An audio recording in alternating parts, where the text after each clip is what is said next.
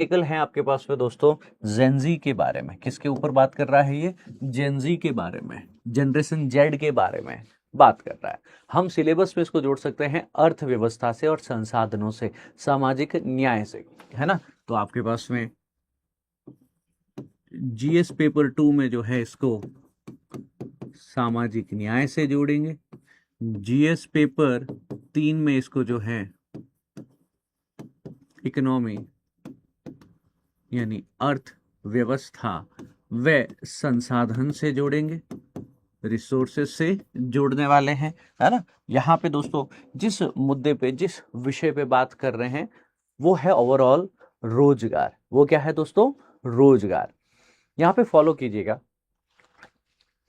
कल्पना कीजिए दोस्तों कि आपके गांव या कस्बे में, कस्बे का एक युवा जो है, युवा का नाम है, जैसे कमेंट से ले लेते एक अमित, अमित है, जो वर्ष 1998 1998 में पैदा हुआ है, यानी जेन जी पीढ़ी का हिस्सा है ना।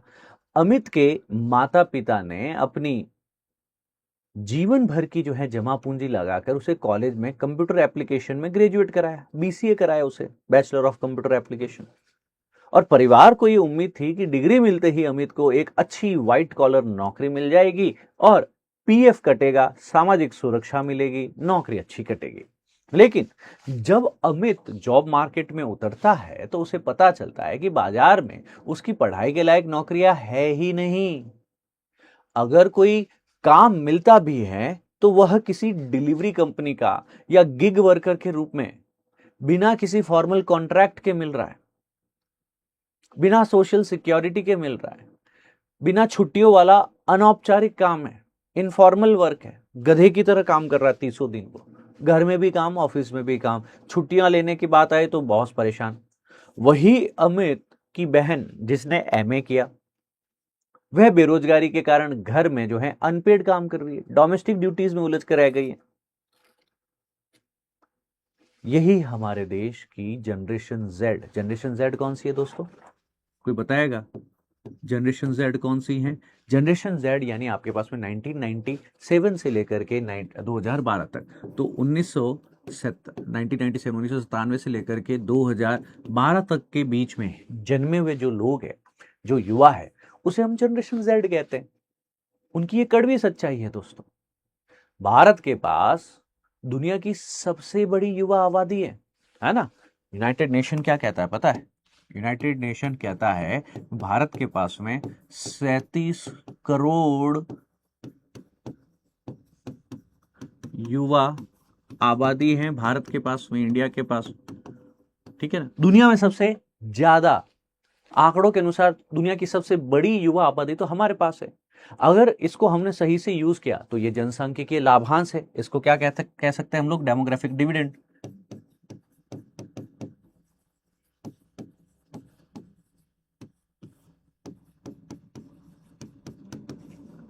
यही लोग काम करेंगे, रोजगार प्राप्त करेंगे, प्राथमिक द्वितीयक तृतीयक नौकरियां करेंगे, तो भविष्य भारत का सुधरेगा, है ना। यही कह के हम जश्न मनाते हैं ना कि हमारे यहाँ इतना युवा है, जनसंख्या लाभांश है, डेमोग्राफिक डिविडेंड है। वह युवाओं को गुणवत्तापूर्ण रोजगार न मिलने के कारण डेमोग्राफिक लायबिलिटी में बदलने के कगार पे। अगर इसे रोजगार नहीं, शिक्षा नहीं, कौशल नहीं, स्वास्थ्य नहीं, तो यही चीज जनसंख्या लाभांश की बजाय जनसंख्या बोझ बन सकता है, डेमोग्राफिक लायबिलिटी बन सकता है।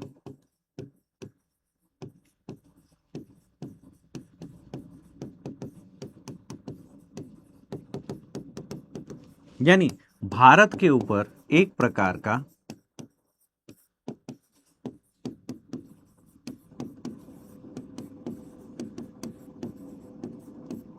सामाजिक या आर्थिक बोझ बन सकता है।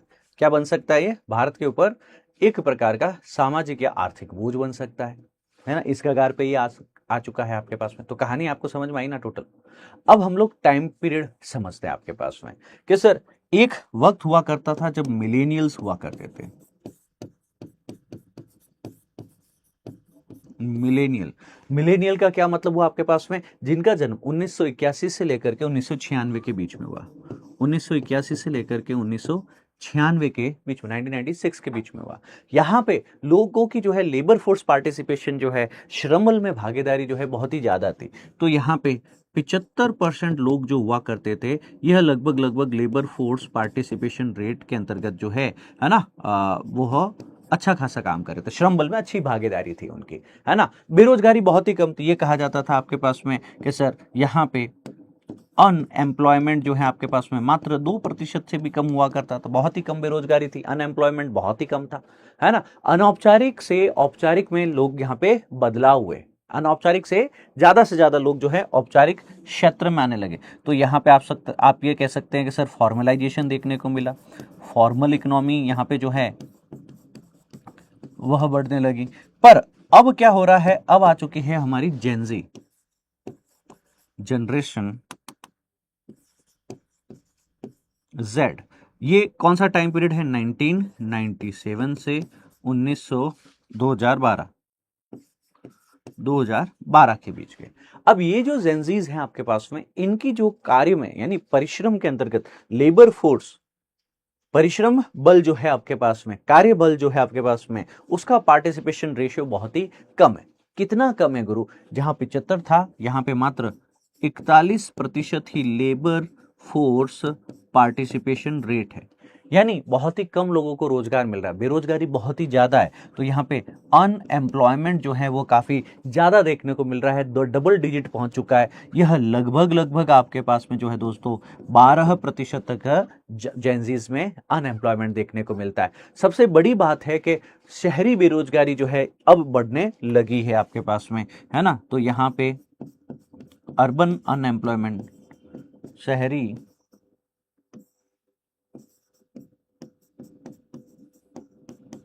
बेरोजगार जो है वह बढ़ने लगे हैं, राइट। अच्छा, इसके अलावा एक और आपके पास में श्रेणी है ग्रेजुएट ट्रैप। वर्तमान स्थिति क्या है, वर्तमान मतलब मैं ले सकता हूं 2023-24 के आसपास में, 2023, 24, 25, 26, यानी अभी की हाल ही की क्या सिचुएशन है। अभी ये बच्चा जो है वो ग्रेजुएशन ट्रैप में फंस गया है।